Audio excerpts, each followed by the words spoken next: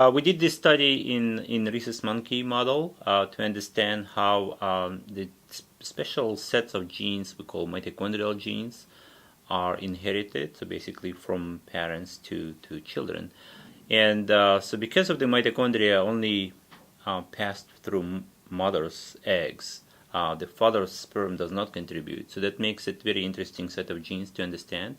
So we all actually inherit the mitochondria genes from our moms, and because of these genes are considered that they don't change and there is no contribution of paternal genes. That's why we think that we basically have the same genes that mothers have.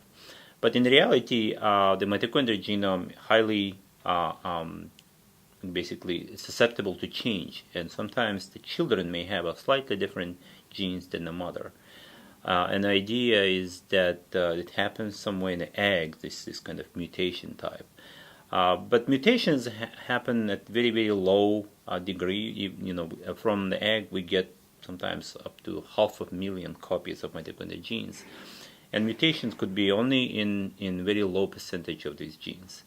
But we have lots of the inherited diseases caused by mutations in these genes, and basically we believe that this change, there is a second change with a small subset of mutated genes could become a majority in born child.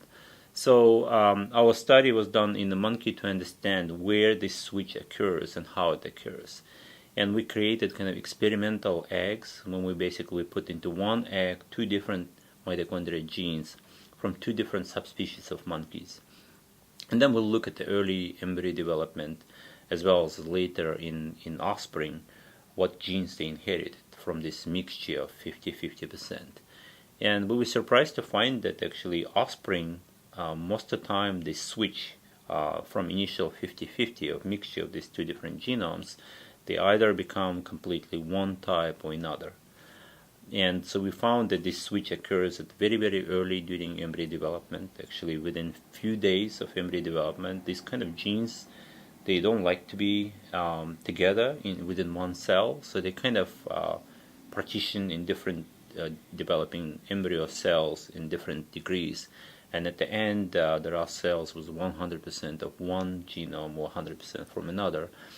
And then they kind of compete, which actually these early embryonic cells will contribute to the child, or in our case, to monkey offspring. And that seems like is unclear why one type takes over the another.